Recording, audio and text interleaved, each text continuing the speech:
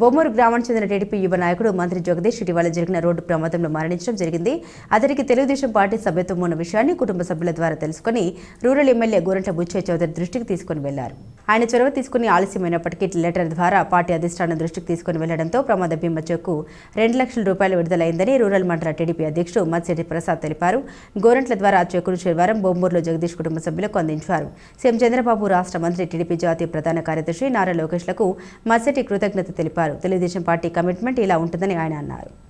బొమ్మూరు గ్రామానికి చెందినటువంటి మంత్రి జగదీష్ గత 7 నెలల క్రితం రాజమహేంద్రవరం బెస్ట్లో ఎదుర్కొన్నటువంటి రోడ్డుపై ప్రమాదం సాగుతూ మరణించడం జరిగింది.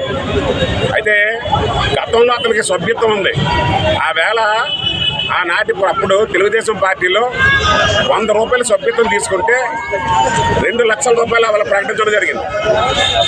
ఆ సందర్భంలో భాగంగా మరి ఏదైతే ఆయన మరణించిన అనంతరం సుమారు 5 నెలలు 6 నెలలు పోయిన తర్వాత ఆ కుటుంబ సభ్యులకి వాళ్ళకి గుర్తొచ్చి ఆ విషయాన్ని మా బొమ్మూరు గ్రామంలో ఉన్న నాయకులకు తెలియజేయగా దానికి సంబంధించినటువంటి డాక్యుమెంట్ అంతా పట్టుకొని మా శాసనసభ్యులు గోరంట్ల బుచ్చయ్య చౌదరి గారికి ఆ విషయాన్ని తెలియజేసి ఆ డాక్యుమెంట్ ఇవ్వడం జరిగింది.